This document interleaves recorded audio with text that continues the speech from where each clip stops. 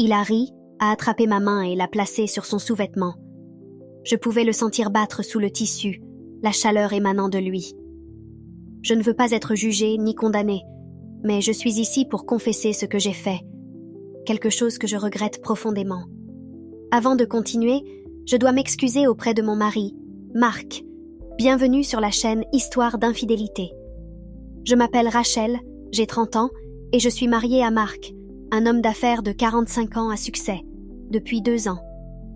Notre vie ensemble dans notre quartier chic est confortable, bien qu'elle ait ses défauts. Pendant que Marc travaille tard pour maintenir notre mode de vie, je m'occupe de la maison, je vais à des cours de fitness et je passe du temps avec mes amis. Mais j'ai un secret. J'adore lire des romans érotiques, un passe-temps que Marc méprise totalement. De l'extérieur, notre vie peut sembler parfaite, mais la vérité est que notre vie sexuelle est loin de l'être. Marc a à peine du temps pour moi. Il est toujours en train de travailler tard, me laissant seule et insatisfaite. Je suis une femme passionnée, toujours physiquement active, avec une libido extrêmement élevée, contrairement à Marc, qui a toujours eu des difficultés dans ce domaine. Il y a presque 2 mois, le fils unique de Marc, Philippe, a emménagé chez nous. Il a 20 ans, est beau, poli et très réservé. Au début, je le voyais comme un autre gars silencieux et timide. Mais au fil des jours, quelque chose a commencé à bouillonner en moi chaque fois qu'il était là. Il y avait une attraction magnétique, une tension non dite. Il était difficile de s'approcher de Philippe. Il était distant, surtout lorsqu'il s'agissait de parler de la relation passée de ses parents. On aurait dit qu'il n'avait pas encore pleinement accepté leur divorce, bien qu'il soit assez âgé pour comprendre. Un soir, en préparant le dîner dans la cuisine vide, je m'ennuyais et me sentais agitée. Mon esprit vagabondait, et j'ai attrapé un de mes romans érotiques interdits. J'ai commencé à lire, mon imagination s'emballait. Je m'imaginais être prise par Marc, là, sur le comptoir, mais bien sûr, Marc était au travail, comme toujours. Mes désirs brûlaient en moi, et c'est à ce moment-là que j'ai pensé à quelqu'un d'autre, Philippe. Je savais que c'était mal, mais il était le seul homme dans la maison à ce moment-là. Je me suis souvenu que j'avais quelques t-shirts et sous-vêtements de Philippe dans la buanderie, en attente d'être lavés.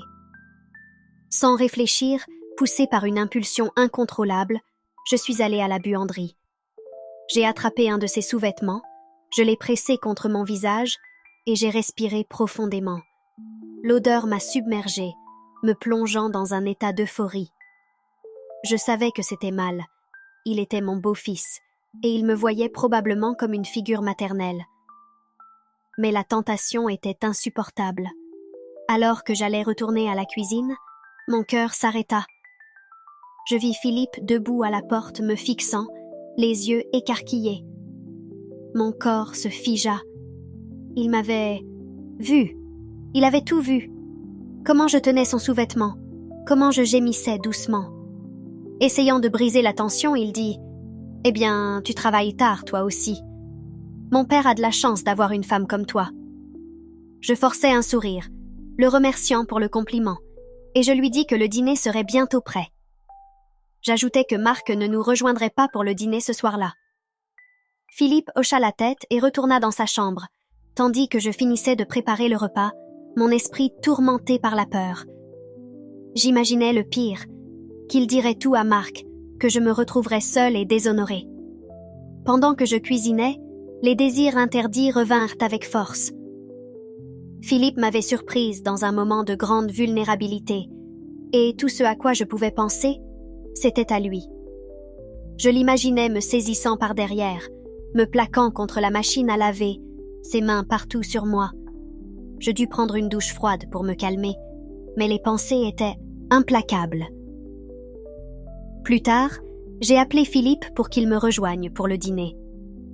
Nous avons mangé en silence, aucun de nous ne disant un mot, la tension était palpable. Marc est rentré après minuit. J'ai fait semblant de dormir, mais je me suis réveillée quand il m'a embrassée sur le front. J'ai immédiatement passé mes bras autour de lui, voulant plus. Mais comme d'habitude, il murmura « Pas ce soir, chérie. Je suis épuisée. » C'était tout. Le rejet constant me rendait folle. J'étais désespérée que quelqu'un me touche, me réclame. Je ne pouvais pas dormir. Les heures s'étiraient et je suis finalement descendue au salon pour regarder la télévision, espérant que cela m'endormirait. Alors que j'étais allongée sur le canapé, j'ai entendu des pas venir du couloir. Je me suis retournée pour voir Philippe, à moitié endormi, se dirigeant vers la cuisine en simple boxeur. J'ai remarqué l'ombre de son excitation nocturne et mon souffle s'est coupé.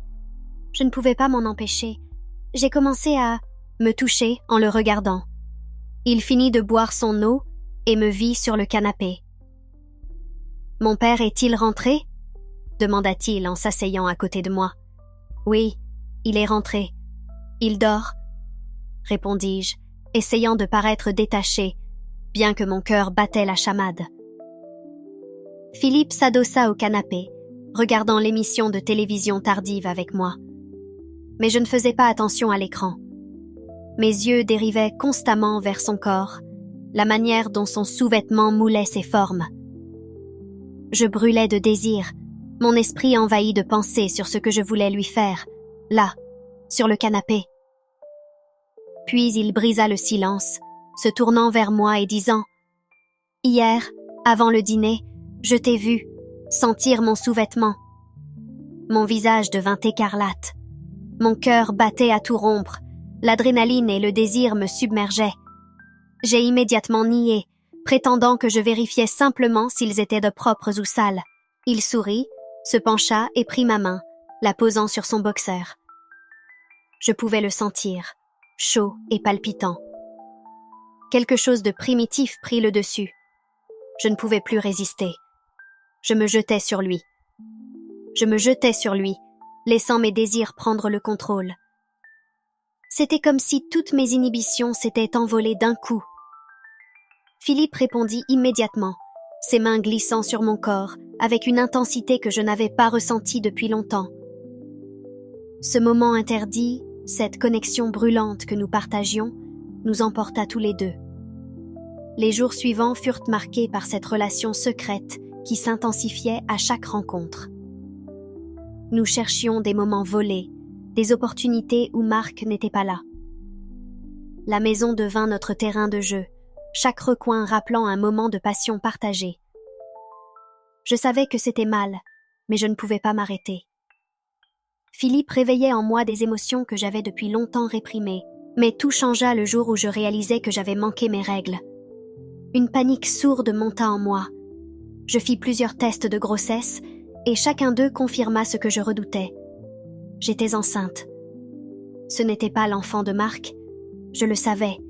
Philippe était le père. En proie à la panique, je me suis éloignée de Philippe. Je lui ai dit que c'était terminé, que nous avions été trop loin et que cela ne pouvait plus continuer. Mais il était trop tard. Mon corps portait déjà la conséquence de notre liaison. Pendant des jours, je me suis débattue avec la décision que je devais prendre. Finalement, j'ai trouvé une solution. J'ai drogué Marc. Une nuit, après qu'il soit rentré du travail, je lui ai donné des aphrodisiaques et nous avons eu des rapports, mécaniques et sans émotion. Mais cela me donnait une couverture. Désormais, je pouvais prétendre que l'enfant était de lui. Le lendemain, je lui ai suggéré que Philippe devrait déménager, sous prétexte qu'il avait du mal à accepter le divorce de ses parents et qu'il avait commencé à me manquer de respect. Marc accepta et Philippe déménagea dans les jours qui suivirent, même s'il était réticent. Les mois passèrent et je donnai naissance à un petit garçon. Il ressemblait tant à Philippe, mais heureusement, Marc avait aussi quelques traits communs avec lui, ce qui me permit de continuer à maintenir la façade. Mon fils grandit et je n'ai plus jamais revu Philippe, bien que nous ayons échangé quelques messages après son départ. 10 ans ont passé, et aujourd'hui, mon fils a 10 ans. Marc n'a jamais su la vérité, et notre vie semble, du moins en apparence, normale et stable. Mais moi, je sais. Chaque fois que je regarde mon fils, je vois Philippe dans ses traits, dans ses yeux. Et chaque jour, je vis avec le poids de ce secret, me demandant si un jour, la vérité éclatera et détruirait tout ce que j'ai construit. Et puis un jour, alors que je pensais que tout cela appartenait au passé, mon téléphone sonna. C'était un message. Je jetai un coup d'œil à l'écran et mon cœur s'arrêta en voyant le nom « Philippe ». Le message disait simplement « Je suis de retour en ville. On doit parler ». Mon cœur se serra en voyant ce message. Philippe était de retour, et après tant d'années de silence, je ne savais pas à quoi m'attendre. Tout le passé que j'avais enterré menaçait de remonter à la surface. Je ne pouvais plus ignorer ce que j'avais fait, et l'idée de revoir Philippe m'effrayait autant qu'elle m'excitait. Je restais longtemps assise là, fixant le message, indécise. Mais je savais que je n'avais pas vraiment le choix. Je devais le rencontrer. Le lendemain, nous nous retrouvâmes dans un café discret, loin du centre-ville. Philippe était déjà là quand j'arrivais. Il avait l'air plus mature, ses traits marqués par le temps, mais il avait toujours ce même regard pénétrant qui avait autrefois fait vaciller mes certitudes. « Rachel, ça fait longtemps », dit-il doucement en se levant pour m'accueillir. Je m'assis, nerveuse, mes mains tremblant légèrement sous la table. « Oui, ça fait longtemps », répondis-je, ma voix à peine audible. Nous nous regardâmes un instant en silence, avant que Philippe ne prenne la parole. Je sais que tout ça est délicat, mais je n'ai jamais cessé de penser à toi, à nous, et surtout, à lui, dit-il en baissant la voix, faisant référence à notre fils. Je sentis mon estomac se nouer. Bien sûr, je savais que c'était pour ça qu'il était là. Philippe avait toujours voulu être présent dans la vie de son fils, mais je l'avais empêché. Je pensais avoir fait ce qui était le mieux pour tout le monde, mais au fond de moi, je savais que ce n'était qu'une question de temps avant que cela ne nous rattrape tous. « Philippe, tu sais bien que je ne pouvais pas… » commençai-je, la voix brisée. Je devais protéger ma famille. Marc ne saurait jamais gérer ça. Il aime notre fils. Il l'a élevé comme le sien. Philippe me regarda avec une expression que je n'avais jamais vue chez lui auparavant. « Je comprends que tu aies voulu protéger ton mariage, mais qu'en est-il de notre fils? Il a le droit de savoir d'où il vient. » Je secouai la tête, luttant contre les larmes. Il est encore trop jeune pour comprendre. Et je ne veux pas bouleverser sa vie. S'il découvre la vérité maintenant, il ne me pardonnera jamais. Et Marc… Philippe prit une profonde inspiration, les mains jointes sur la table. Je ne suis pas ici pour tout chambouler, Rachel, mais je ne peux plus rester à l'écart. Je veux le connaître. Je veux faire partie de sa vie, même si c'est de loin. Je ne suis pas venue pour tout détruire, mais il mérite de savoir. La peur me paralysait. Comment allais-je gérer cela? Si je disais à Marc, il serait anéanti. Si je disais à mon fils, je risquais de perdre son amour et sa confiance. Et si je ne faisais rien, Philippe serait une présence constante, un rappel perpétuel de ce mensonge. Philippe, je ne sais pas quoi faire. Tu ne réalises pas à quel point c'est compliqué. Il posa sa main sur la mienne, son regard rempli de douceur. Rachel, tu n'es pas seule. Je suis là. Mais tu ne pourras pas cacher ça éternellement. Un jour, il posera des questions. Il vaut mieux que ça vienne de toi plutôt que de quelqu'un d'autre. Le poids de ses paroles m'écrasa. Il avait raison, bien sûr.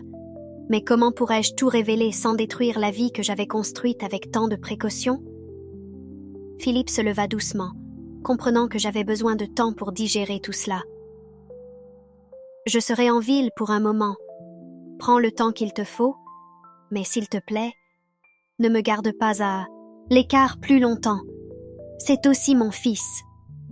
Je le regardais partir, mon esprit en proie à une tempête d'émotions contradictoires. Ma vie, jusque-là si bien orchestrée, menaçait de s'effondrer à chaque instant.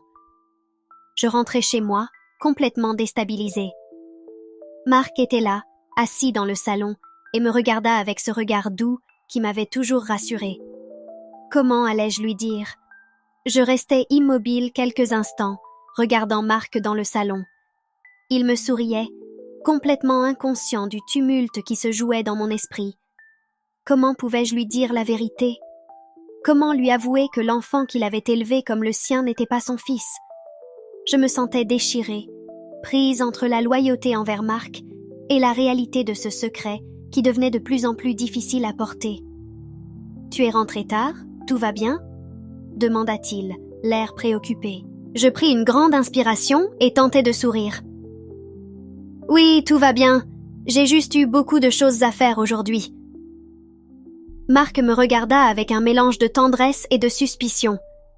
Il avait toujours été attentif à mes humeurs et je savais qu'il pouvait sentir que quelque chose n'allait pas. Mais il ne posa pas plus de questions ce soir-là. Je me réfugiais dans la routine du dîner et des conversations banales, essayant de repousser l'inévitable. Cette nuit-là, alors que Marc dormait paisiblement à mes côtés, je restais éveillée, fixant le plafond, mon esprit en ébullition. Je ne pouvais plus ignorer Philippe. Il était de retour et voulait faire partie de la vie de notre fils. Je savais que je ne pouvais pas simplement le repousser. Il avait raison, notre fils finirait par poser des questions. Mais comment lui dire la vérité sans que tout s'écroule autour de moi? Le lendemain matin, je reçus un message de Philippe. Il me proposait de prendre un café, cette fois-ci avec moins de pression, juste pour parler de la manière dont nous pourrions gérer la situation. Mon instinct me poussait à refuser, à essayer de maintenir cette distance.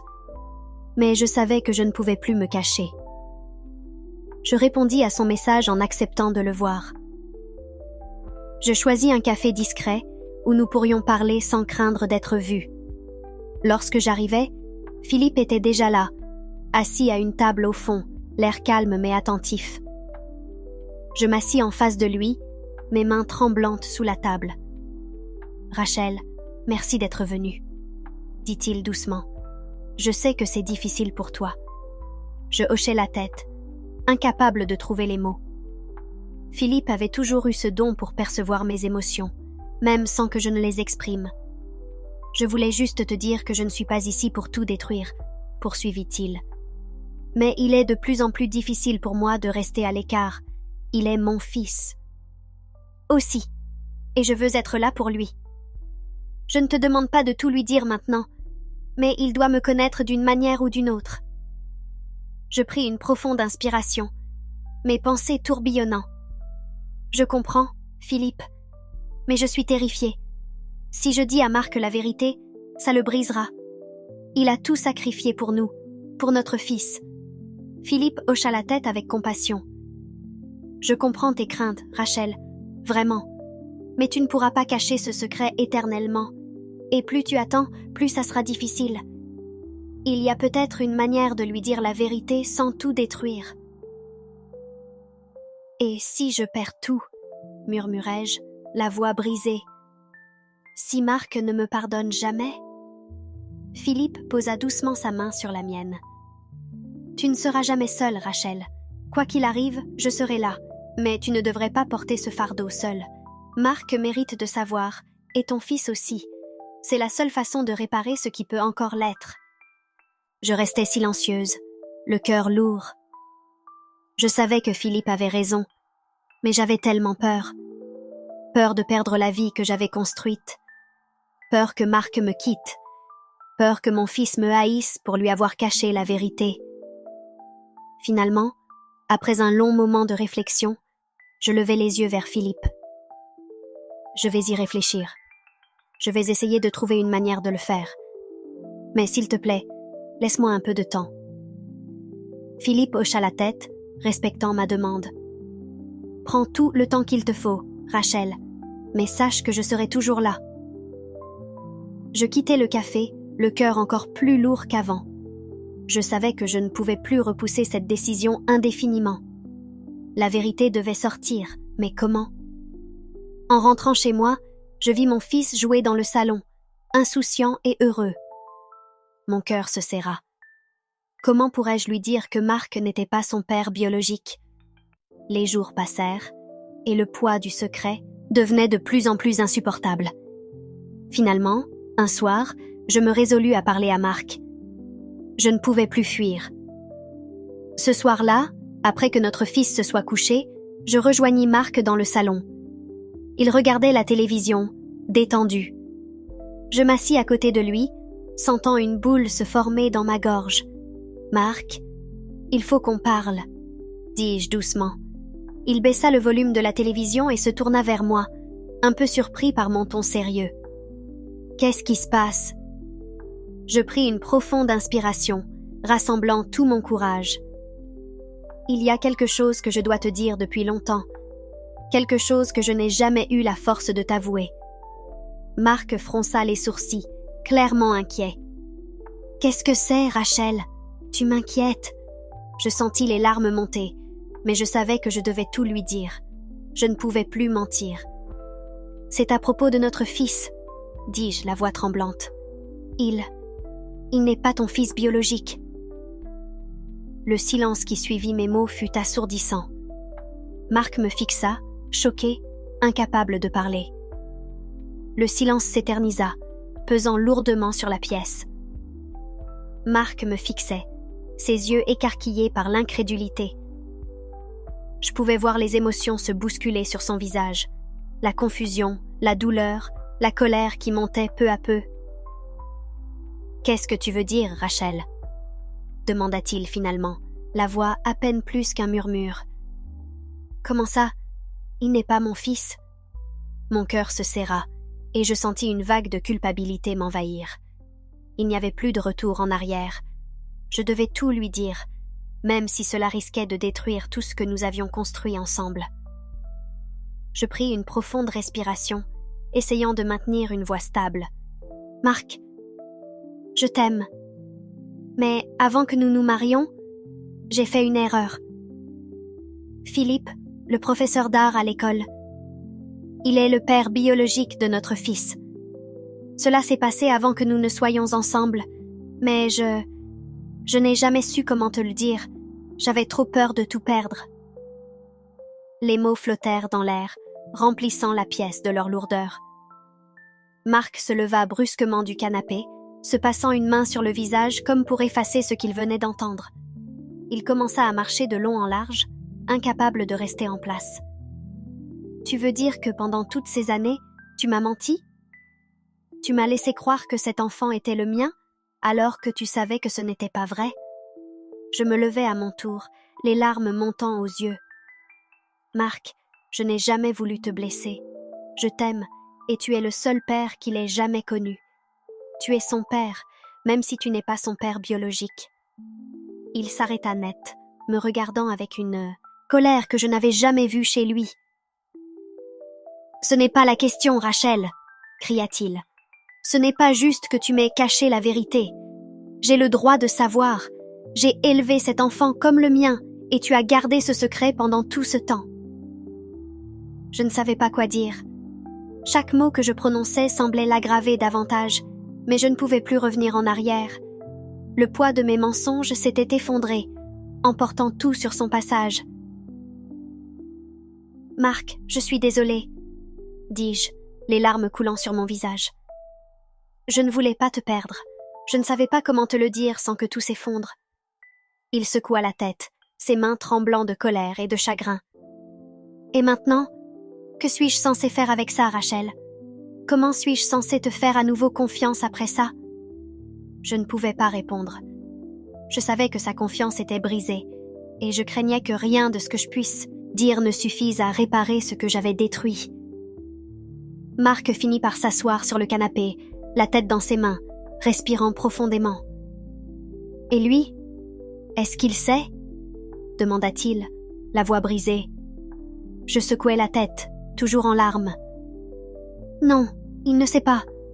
Je ne lui ai jamais dit. » Le silence retomba à nouveau, mais cette fois, il était rempli d'une tristesse palpable. Marc resta longtemps assis là, perdu dans ses pensées. Enfin, il releva la tête et me regarda avec des yeux pleins de douleur. Je vais avoir besoin de temps, Rachel, beaucoup de temps. Je ne sais pas comment je vais surmonter ça. Je hochai la tête, incapable de parler. Le voir si blessé me brisait le cœur, mais je savais qu'il avait raison. Je lui avais menti pendant trop longtemps, et maintenant, nous devions affronter les conséquences. Je comprends, Marc. Prends tout le temps qu'il te faut. Je suis désolée, murmurai-je. Il ne répondit pas. Après un long moment, il se leva et se dirigea vers la porte, comme s'il avait besoin de s'éloigner pour digérer ce qui venait de se passer. « Je vais aller chez un ami ce soir, » dit-il doucement, sans me regarder. Je le regardais partir, sachant que notre vie ne serait plus jamais la même. Les larmes coulaient sans que je puisse les retenir, et je réalisais alors que j'avais peut-être tout perdu. Les jours qui suivirent furent une épreuve. Marc ne rentra pas à la maison pendant plusieurs jours, et j'étais seule avec mon fils, essayant de faire comme si tout allait bien, alors que tout était en train de s'effondrer autour de moi. Mon fils, innocent dans tout cela, continuait de vivre sa vie sans savoir que tout était sur le point de changer. Marc finit par revenir, mais la distance entre nous était palpable. Nous vivions sous le même toit, mais rien n'était plus pareil. Il n'abordait plus la question du mensonge, et je savais qu'il était encore en train de réfléchir à ce qu'il allait faire. Finalement, un soir, il s'assit à la table de la cuisine et me dit calmement « Il faudra lui dire, Rachel, à notre fils. Un jour, il devra savoir. » Je hochai la tête, sachant que ce moment arriverait, mais redoutant le jour où je devrais lui dire la vérité. Pour l'instant, je devais apprendre à vivre avec les conséquences de mes choix, en espérant qu'un jour, nous pourrions tous trouver un moyen de guérir. Mais une chose était claire, plus rien ne serait jamais pareil. Les jours qui suivirent à cette conversation furent emplis d'un silence lourd. Marc et moi, bien que sous le même toit, étions désormais comme des étrangers.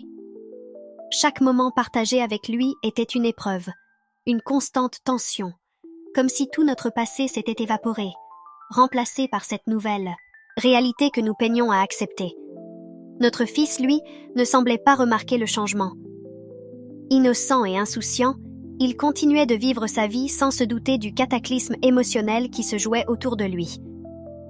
Chaque fois que je le regardais, je sentais mon cœur se serrer. Il ressemblait tellement à Philippe, les mêmes traits, les mêmes expressions parfois. Mais il était aussi celui que Marc avait élevé avec tant d'amour et de dévouement. Ce contraste me déchirait, et je savais qu'il ne serait plus possible de continuer ainsi sans lui dire la vérité. Un soir, alors que Marc rentrait tard du travail, il s'assit à la table de la cuisine, me regardant avec une intensité que je n'avais pas vue depuis longtemps. « Je pense qu'il est temps, Rachel, » dit-il d'une voix basse. « Il est temps que tu lui dises la vérité. » Je savais que ce moment allait arriver, mais entendre ces mots me fit l'effet d'un coup de massue. Le poids de cette décision était accablant, mais je ne pouvais plus fuir. Je ne sais pas comment faire, répondis-je, la voix tremblante. Marc me regarda longuement avant de poser sa main sur la table. Ce n'est pas facile, mais il mérite de savoir. C'est notre fils, peu importe ce qu'il découvrira. Je hochai lentement la tête, mon esprit en proie à la peur de ce qui allait se passer. Comment allait-il réagir? Allait-il me haïr pour lui avoir caché la vérité pendant si longtemps? Nous décidâmes de lui en parler ensemble, de manière calme et posée, en espérant minimiser le choc. Le lendemain soir, après le dîner, nous appelâmes notre fils dans le salon. Marc et moi étions assis côte à côte, unis par ce moment crucial, malgré la distance émotionnelle qui nous séparait depuis des semaines. Notre fils, assis en face de nous, regardait ses deux parents avec curiosité, sans avoir la moindre idée de ce qui allait être révélé. Il tenait un de ses jouets dans ses mains, un simple avion en plastique, le faisant tourner doucement, ce qui contrastait avec l'intensité de ce moment. « Mon chéri, il y a quelque chose dont nous devons te parler. » Commençai-je doucement, mon cœur battant à tout rompre. Il fronça les sourcils, sentant probablement la gravité de la situation. « Qu'est-ce qu'il y a, maman ?» Je jetai un coup d'œil à Marc, cherchant son soutien. Il me fit un léger signe de tête pour m'encourager. Je pris une grande inspiration et poursuivis. « C'est à propos de ton papa. » Je sentis ses yeux se poser sur Marc et mon cœur se serra encore plus fort. « Ton papa? Marc est ton père dans tous les sens du terme. Il t'a aimé, il t'a élevé et il sera toujours ton papa. Mais il y a une autre partie de ton histoire que tu dois connaître. » Il me regarda avec des yeux pleins de questions. « Quoi ?» Je pris une autre grande respiration, sachant que ce que je m'apprêtais à dire allait bouleverser son monde. « Il y a longtemps, avant que je rencontre ton papa, j'ai connu quelqu'un d'autre. Et cet homme, Philippe, est ton père biologique. » Le silence qui suivit ces mots était si lourd que j'avais l'impression qu'il allait nous écraser. Mon fils nous regarda tour à tour, ses petits doigts crispés autour de son jouet, sans dire un mot. Il semblait essayer de comprendre, de digérer cette information qui venait de bouleverser tout ce qu'il connaissait. « Mais pourquoi vous me le dites maintenant ?» demanda-t-il enfin, la voix tremblante. Je sentis mes yeux s'humidifier. « Parce que tu as le droit de savoir la vérité. Et parce qu'il est possible que Philippe veuille te connaître un jour. Nous ne voulions pas que tu l'apprennes par quelqu'un d'autre. » Marc, assis à mes côtés, posa sa main sur celle de notre fils. « Tu dois savoir que cela ne change rien entre nous. Je suis ton père, et rien ne pourra changer cela. Je t'aime comme mon propre fils, et je serai toujours là pour toi. » Notre fils hocha la tête, mais je pouvais voir que ses pensées tourbillonnaient, qu'il luttait pour comprendre ce qui lui arrivait. Il se leva lentement, l'air perdu. Je dois réfléchir. Je me levai aussi, voulant le rassurer, mais il s'éloigna doucement vers sa chambre sans un mot de plus. Le voir partir ainsi, sans colère, mais visiblement déstabilisé, était peut-être pire que tout. Il avait besoin de temps, tout comme Marc l'avait fait. Marc me regarda en silence, son regard plus doux qu'il ne l'avait été depuis des semaines.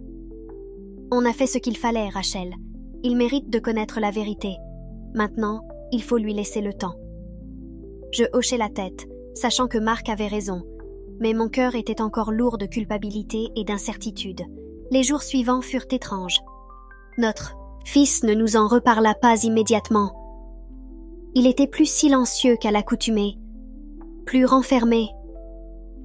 Je le voyais souvent perdu dans ses pensées, et cela me brisait le cœur.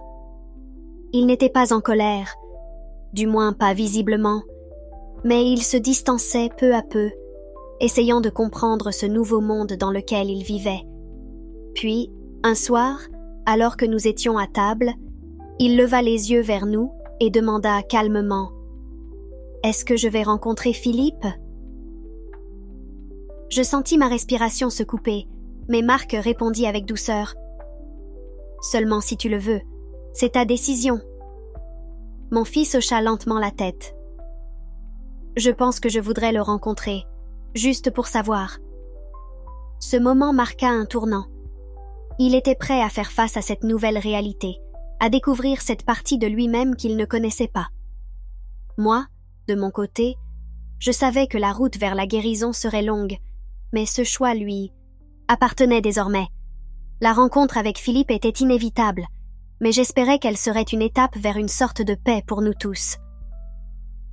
Ce soir-là, alors que je regardais mon fils jouer tranquillement dans sa chambre, une partie de moi réalisa que nous avions tous franchi un cap.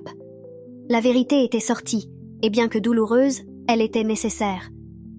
La route était encore incertaine, mais pour la première fois depuis des années, je sentais que peut-être, juste peut-être, nous pourrions trouver un chemin vers une nouvelle forme de normalité.